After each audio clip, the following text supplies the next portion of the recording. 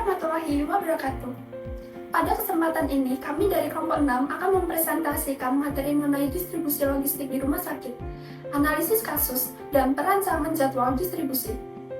Seluruh teori ini akan kami refleksikan langsung dalam sebuah studi kasus nyata, yaitu strategi pengendalian resiko obat kadaluarsa di depo rawat inap Rumah Sakit Kabupaten Subang. Tujuan pembelajaran pada materi ini adalah memahami sistem distribusi rumah sakit, merancang jadwal distribusi secara taktis, pahami prosedur pengambilan logistik, menerapkan pengendalian distribusi untuk mencegah kerugian, dan menganalisis kasus secara kritis. Distribusi logistik rumah sakit sangat penting karena memastikan barang medis sampai dengan visit tepat jenis, tepat jumlah, tepat waktu, dan tepat tempat. Distribusi yang buruk dapat menyebabkan keterlambatan terapi, pemborosan biaya, bahkan berdampak langsung pada keselamatan pasien.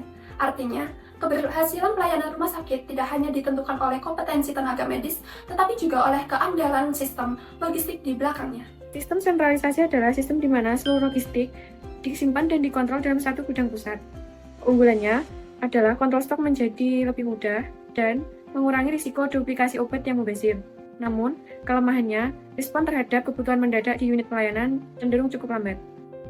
Sebaliknya, pada sistem desentralisasi, setiap unit pelayanan memiliki stok depo mandiri. Kelebihannya adalah kebutuhan mendadak pasien dapat dipenuhi secara cepat. Namun, tantangannya, kontrol stok menjadi lebih sulit, sehingga berisiko tinggi terjadi penumpukan stok obat atau bahkan obat yang kadaluarsa. Selanjutnya kita masuk pada sistem hybrid. Berdasarkan perkembangan rumah sakit modern, sistem yang paling direkomendasikan yaitu pada sistem hybrid, yaitu menggabungkan keunggulan sentralisasi dan desentralisasi. Barang yang bernilai mahal dan kritis tetap dikelola terpusat agar pengawasannya itu ketat, sedangkan pada barang rutin dan esensial disediakan di unit agar pelayanan bergerak cepat. Pemilihan sistem hybrid ini kami ambil karena mampu menyeimbangkan antara efisiensi biaya rumah sakit dan kecepatan pelayanan pasien. Dalam implementasinya di Rumah Sakit Kabupaten Subang, sistem hybrid ini kami wujudkan melalui metode UDD atau Unit Dose Distribution, di mana obat disiapkan dalam dosis tunggal siap pakai untuk meminimalkan resiko obat sisa. Selanjutnya kita masuk pada jadwal distribusi. Pada bagian ini kami merancang jadwal distribusi logistik berbasis resiko. Penentuan jadwal ini tidak dibuat secara acak, melainkan kita menganalisis mendalam terhadap tingkat resiko klinik unit, volume kebutuhan barang, serta kapasitas penyimpanan depo. Masuk saja ke layanan IGD dan ICU. Distribusi ini dilakukan selama 2 kali seminggu pada hari Senin dan Kamis. Alasannya yaitu karena kedua unit ini memiliki resiko klinis yang sangat tinggi, kritis, dan kebutuhan logistik itu sulit diprediksi secara konstan. Distribusi yang lebih sering memastikan tidak ada ruang untuk kekosongan stok atau zero stock. Sedangkan untuk ruang bersalin atau FK, distribusi ini dijadwalkan selama 1 kali seminggu setiap pada hari Selasa. Karena pola kebutuhan alat kesehatan dan habis pakai, unit ini relatif stabil dan lebih mudah diperkirakan. Untuk poliklinik dan poli anak didistribusikan 1 kali seminggu pada hari Rabu. Hal ini menyesuaikan dengan karakteristik rawat jalan yang pola kunjungan pasiennya itu cukup konsisten, sehingga logistiknya dapat direncanakan dengan rapi. Sedangkan pada rehabilitasi medik, distribusi ini dilakukan cukup 1 kali setiap 2 minggu atau semi bulanan. Alasannya yaitu karena kebutuhan logistik di unit ini jauh lebih rendah dan tidak bersifat emergensi. Dan mayoritas barangnya berkategori slow moving atau perputaran lambat. Kesimpulan dari analisisnya yaitu semakin tinggi resiko klinis dan fluktuasi kebutuhan sebuah unit, maka frekuensi distribusi dilakukan lebih sering menggunakan mekanisme push system yang terjadwal. Sebaliknya, semakin stabil kebutuhan unit, frekuensinya dibuat lebih jarang demi efisiensi operasional rumah sakit. Dalam mengeksekusi jadwal tersebut, terdapat 2 metode distribusi, yaitu pull system dan push system.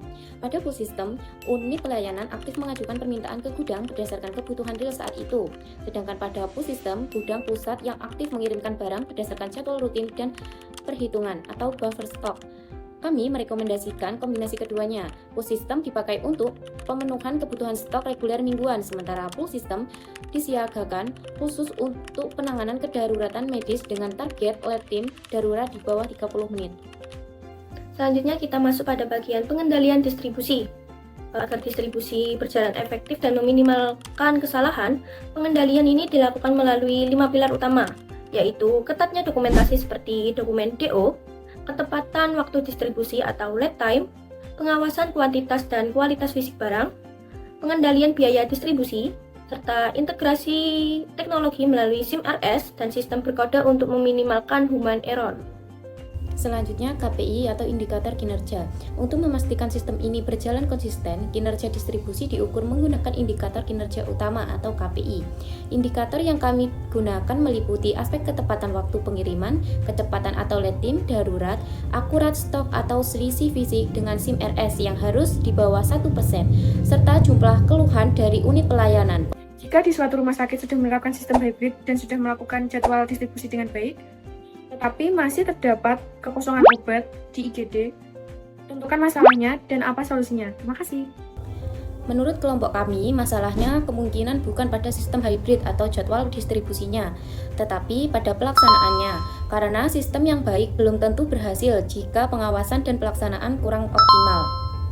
IGD memiliki kebutuhan yang sangat tinggi dan sulit diprediksi. Jika stok kosong, penyebabnya bisa karena perhitungan kebutuhan kurang tepat, keterlambatan pembaruan data stok, atau buffer stok yang tidak mencukupi.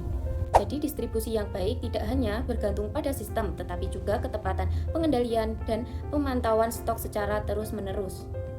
Selanjutnya, kesimpulannya adalah distribusi logistik rumah sakit bukan sekedar proses mekanisme memindahkan barang dari satu ruangan ke ruangan yang lain. Ini adalah sistem vital yang mendukung langsung keselamatan pasien, efisiensi biaya rumah sakit, dan kelancaran pelayanan. Melalui sistem hybrid, jadwal berbasis resiko yang terencana serta kontrol ketat, kita dapat mengeliminasi resiko obat kedaluarsa dan meningkatkan mutu layanan kesehatan. Sekian presentasi dari kami. Wassalamualaikum warahmatullahi wabarakatuh.